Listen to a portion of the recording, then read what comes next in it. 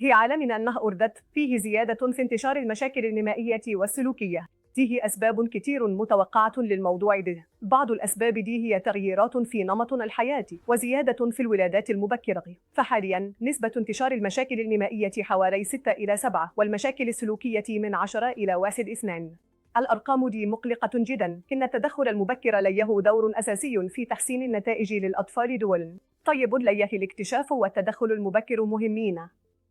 الإجابة هي المرونة العصبية.